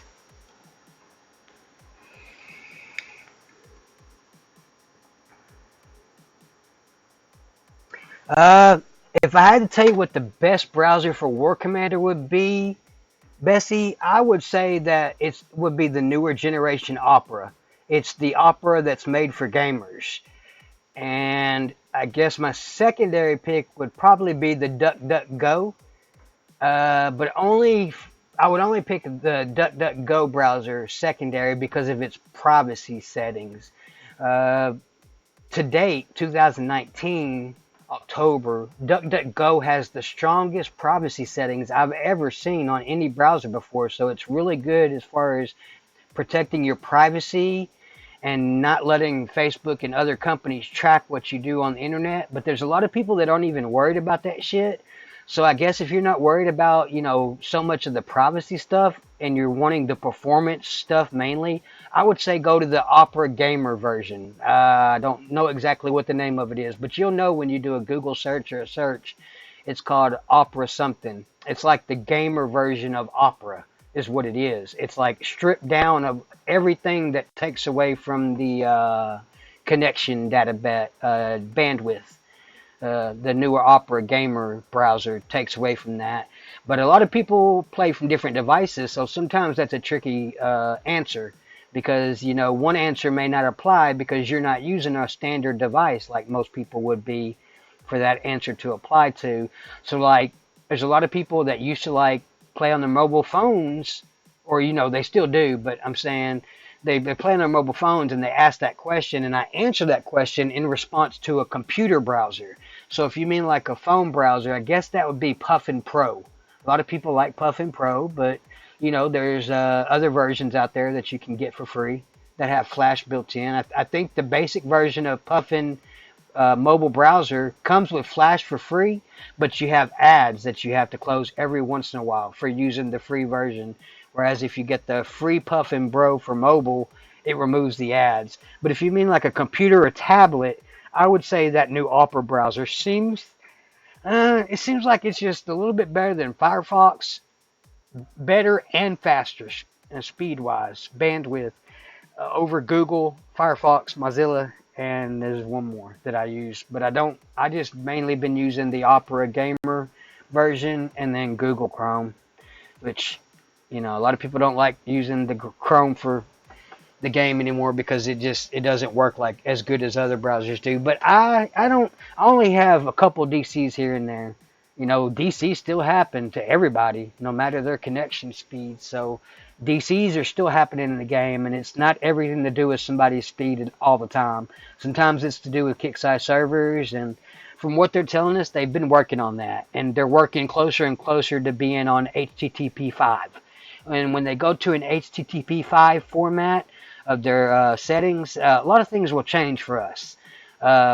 This game, when they update the browser once and for all, that's going to be that day. That day when that happens for us players that have been with this game for a long time, that day is going to be like we'll probably all be running around outside doing little dances and shit because I mean, we've all been waiting for so many years to reach that point where we wouldn't be getting disconnected and flash crashes during attacks. But the thing is, it's still happening, and it's not our browsers.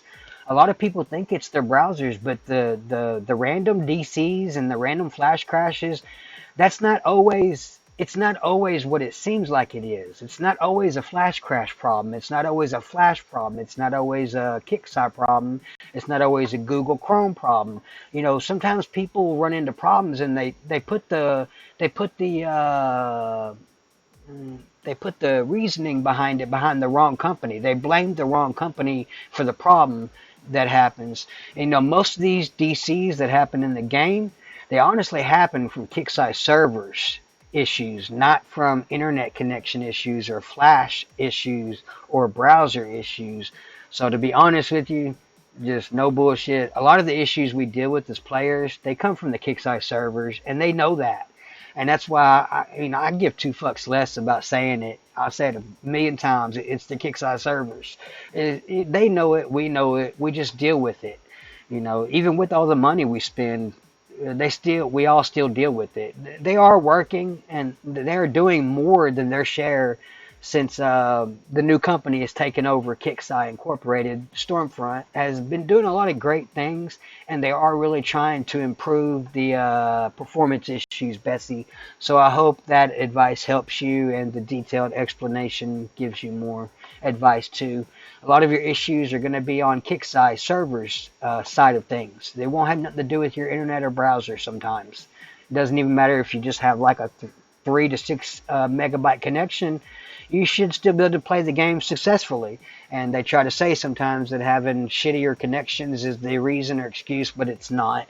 It's their servers that give you the problems. But I would go with the new Opera, the Gamer Opera, and it will be faster.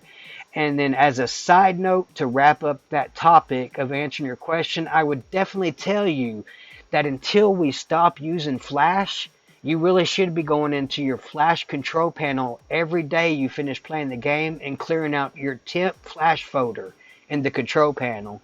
You should be going into your temp Flash folder and deleting those temp Flash files every single day, because a lot of the disconnects that we get, they actually come from those Flash temp folders not being cleared out, and they start building up and storing old files. And what happens every now and then when we get disconnected, we don't realize it, but it's actually a small part of those disconnects does come from Flash issues sometimes, from people not doing their normal what would be the correct way of saying it? Their adult duties, your maintenance. You're supposed to do maintenance like on your browsers, clear your web history once a month, just little things that players should do. But they honestly, a lot of people I meet, not recently, but years ago, they just lazy sometimes and they wouldn't clear stuff out. If you really want the best performance in this game, you need to keep your computer updated, and you need to keep everything cleared, like the web histories, your Flash stuff. It's really stupid to tell people that, but it does help.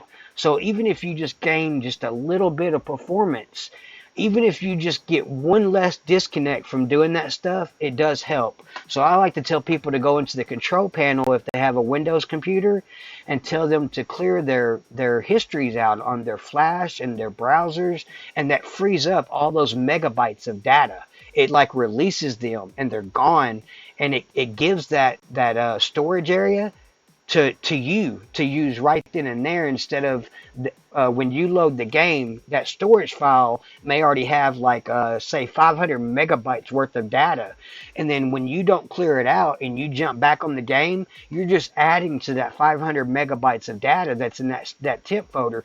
Now this is just an example. Those folders sometimes never reach 500 megabytes, but it's an example.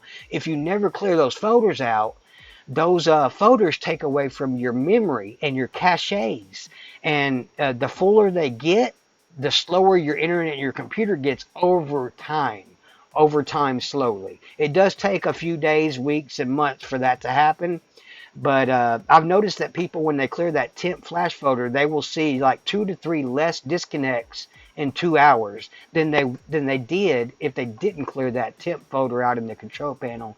Which, I mean, it's just the basic flash menu in the control panel. You open it up, and on the main screen it says delete temp folders or files, and you hit yes, and boom, you're good. Some people restart their computers after that, but you don't have to. It helps, but you don't have to restart after clearing your histories. I tell people, as a computer technician, I tell people, if you're really wanting to get the most performance from that login on War Commander or the game, you should clear everything before you load the game and reboot your computer, and then jump right into the game head on after you do that stuff. And normally you get like 3 DCs in 2 hours. Whereas if you don't clear none of that stuff, you get about 5. So while it is evident that all of our performance issues are somewhat pretty much starting from kick size servers, they actually the user side of things actually influence that too. So as a wrap up note, I would say, Bessie, to check on those temp folders, your histories and stuff, safely clear them out without hurting anything on your computer, and then do a restart. And when your computer restarts, it'll be running a lot better internet wise and speed wise as far as internet with gaming, because those temp folders and caches have been cleared and removed. So your computer doesn't have to tap onto those large folders again. They're gone. It's been cleared and you're ready to start fresh. So that was a little bit about the browsers and the disconnects and stuff like that. So if anybody else has any more questions, you can ask your questions, and when I see them pop up on the chat, I'll try to get to them and talk to you about stuff. That's what I'm doing here today. I'm just trying to talk to people. You know, it doesn't matter if you're a beginner, if you're a noob, if you're a wanker, if you're a pro, if you're weak. It don't matter what kind of player you are. What matters is if you really like this game and you enjoy it, what matters is that you learn every day.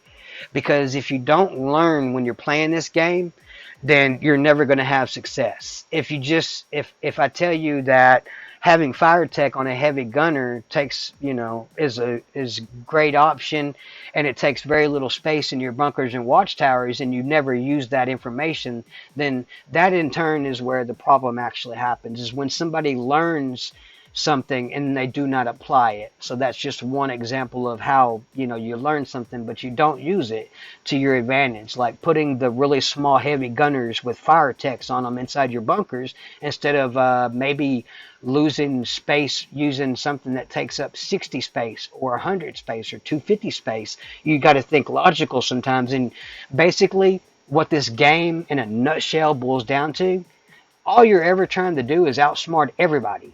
You're trying to outsmart the player you're trying to fight against. You're trying to outsmart Kixeye. And sometimes you're trying to even outsmart your damn self. You're trying to be smarter than even your own self so that you can have success in whatever you're doing, whether it be a Thor, a 5 million Thor base, or a little tiny Rezo base, or an event base, or a PvP attack.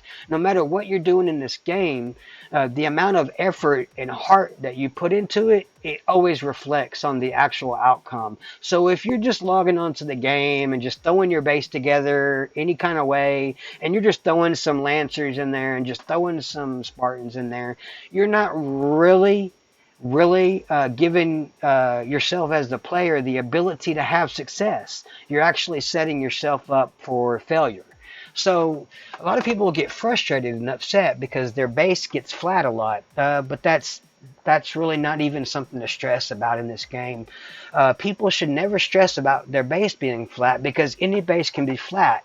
I've seen players that could not be flat by a level 51, and then a level 46 come right behind the level 51, and the base was healed and the units were healed, but the level 46 flat the fucking level 50, flat the player that the level 51 couldn't flat.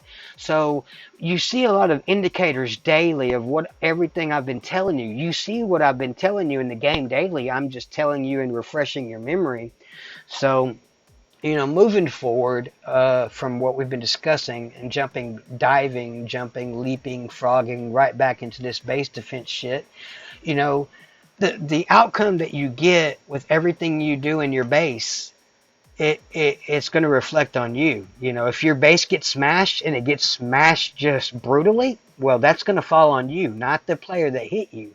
If you've got really nice units and you could have taken 75% instead of 100%, and you didn't put your units correctly where they should have been, then that might have something to do with why your success, why you failed. you know if you've got a good balanced base and then you stick all your ground units over here and all your anti-air units over here, well, what do you think the attacker is going to do? You think the attacker is going to send all of the ground on the side with all the anti-ground units? No.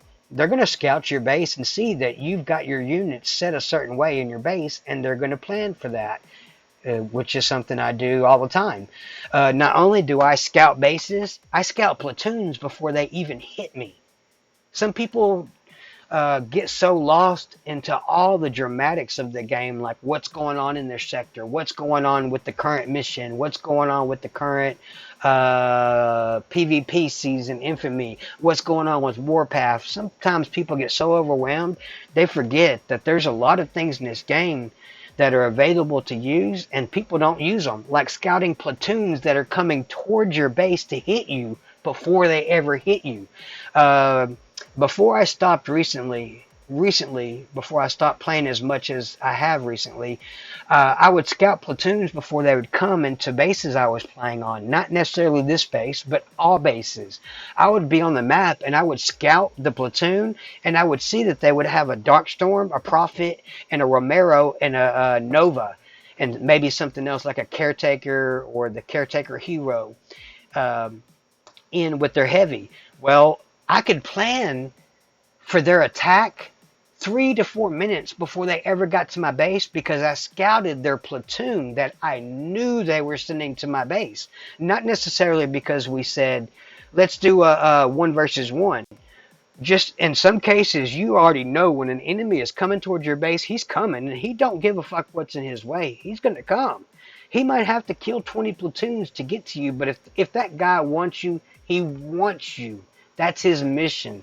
He's going to come at you, and he's going to keep heading your way until something changes that outcome, whether it be a distraction, his base being hit, or you causing a distraction yourself from your account or another account that you're logged into. It doesn't really matter.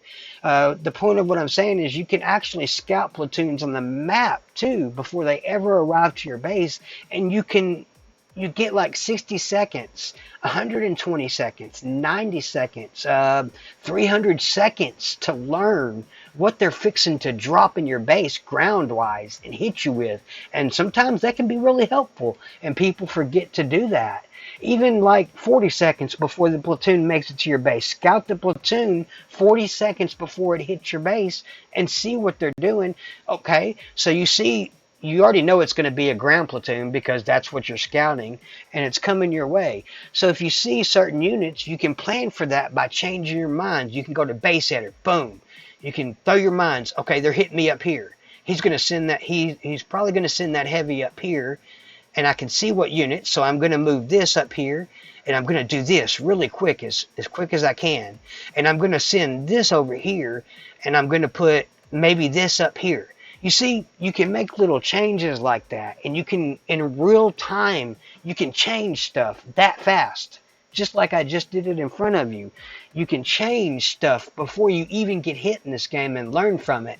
So with that thinking, and then the thinking about making videos of like when you're doing the event, the monthly event, or like a defensive event, you can use the Bandicam program to make free videos of your base defenses being attacked, and you can learn from that. If you see that there's 40 zombies coming from only the left side, why would you put all of your defenses on the right side? You know, little things like that. If you've got all of the zombies are coming mainly from up here during the attack, maybe they come from all around, but the majority of them come from the north side. Why would you put all of your mines at the south? Why would you put your railgun? Why would you put your railgun more to the south if you know the majority of the zombies in that wave are coming from the north? So basically what I'm saying to you is that learning this game and adapting to it over time is very important. Not just sitting on your ass and doing nothing and saying, my base sucks. I can't beat this wave. Kixeye are dick suckers. You know, they don't, Kixeye is treating us bad. Kixeye is doing this. There is many cases where Kixeye is at fault, but more than less, it's our fault. Dealing with a lot of these things that we run into and we complain about daily. If your base is getting kicked in, do something about it. Learn. Watch videos. Get on YouTube and search for City. Search for Siram. Search for Jihad. Search for everyone that makes videos to help people learn, not just base design videos, but all videos. Learn from what they're doing. If you see Siram go into a base and he whips out his nicks and he uses his nicks a certain way that you've never seen nobody else do, learn from that move. If you watch a video and you see something done, don't just acknowledge that you see something you've not been done before, that you didn't know. Actually learn it and retain the information, not just for yourself, but for also future generations of players. You know, that's been the main premises of this game since it was first created by the very few men that made it. You know, there was no hundreds of people involved. It just started from a couple guys that just wanted to create a war game where people could just log in and fuck you, smash you, and you're dead. We all talk shit. We all laugh. We all have fun. That's the premises of the game. But since it's evolved, the game has evolved where players should be more vocal, whether that be making videos or that be sending a message to a guy you haven't talked to in 2 months. You know, the only way we learn from each other is if we talk to each other and we share stuff.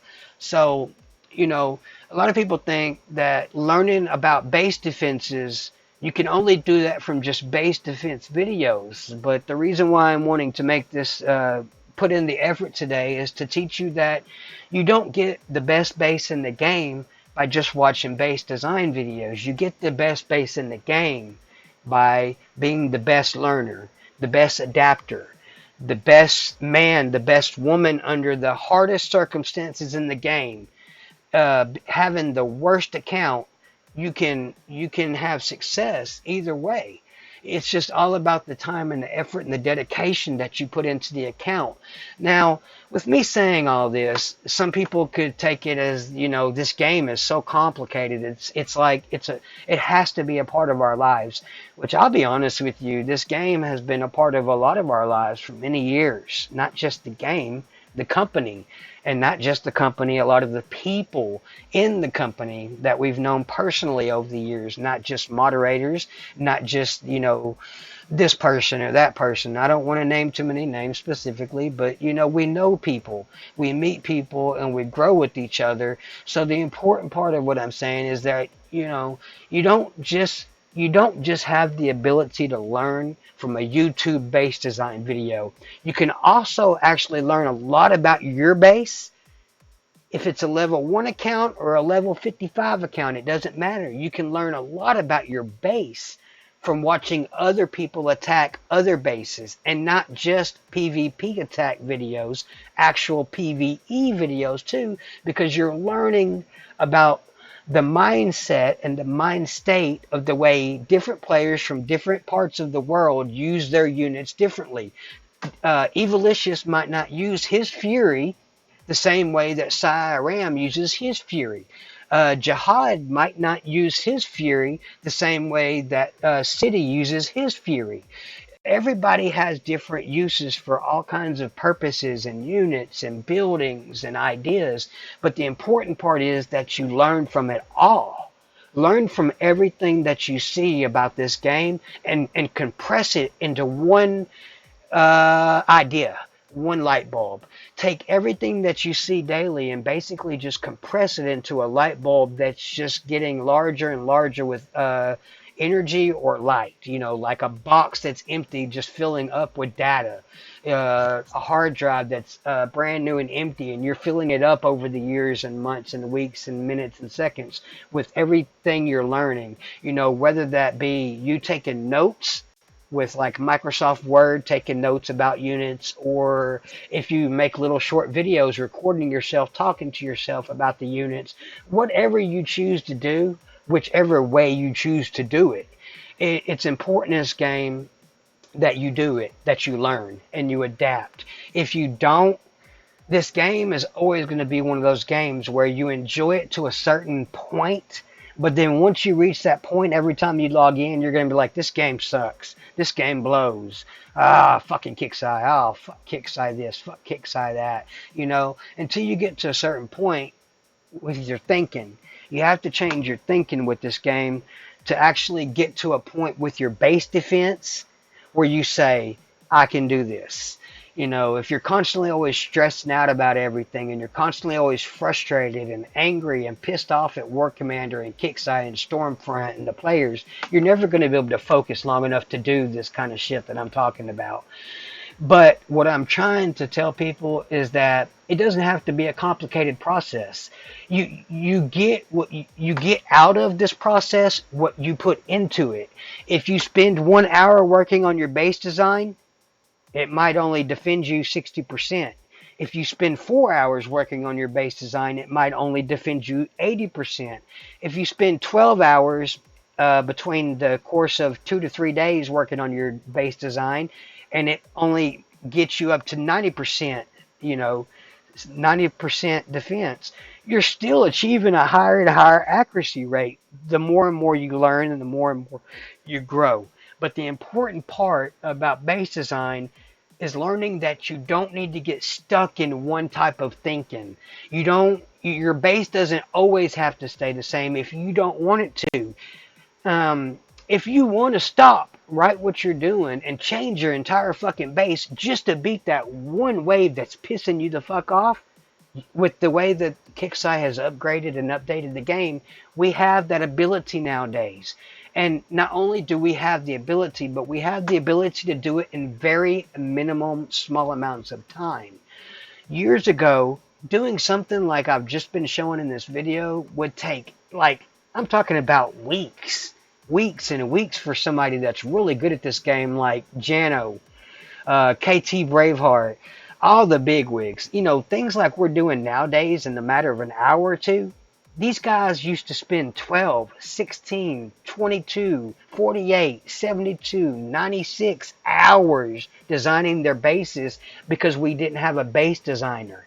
Now these days we are spoiled commanders. We have this base editor, even though it's not the best version of what we want yet. It's getting there. They're going to, you know, with time and progression, this will be getting better over here.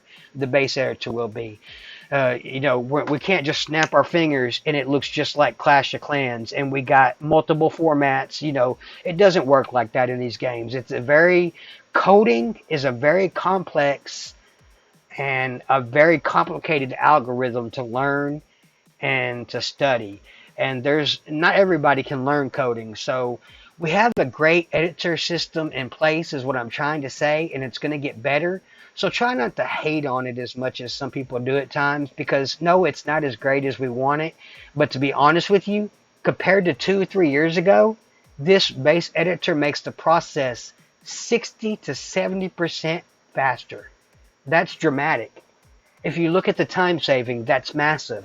We're talking about something that went from taking 4 days to 2 days, something that went from taking 2 days to half a day, something that used to take half a day. Now you can do it in less than an hour if you're focused and you're in a bubble and you're not being messed around with. If you're in a bubble, you can design your base within an hour using this base editor. It's all about you and how much effort and dedication and intelligence and how much data you're willing to apply to your base. You could design the ugliest base and it be the strongest base in this game. You can design the prettiest base and it be the weakest base in this game. So you don't want to design your base based on looks. You want to design your base based on balance and power and integrity and strength and weaknesses. And as you can see, I'm being attacked right now, so this is probably fixing to be a done deal.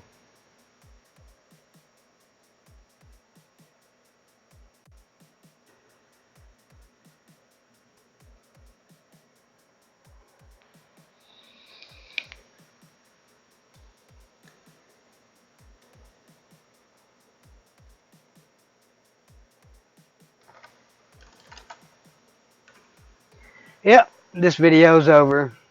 You got me. What a fucking dick. And of course he knows I'm live, that's why he's doing it. I don't give a fuck. Fuck it. I guess I'll make a video next, after this event goes over, I'll finish this, because I'm not going to have time.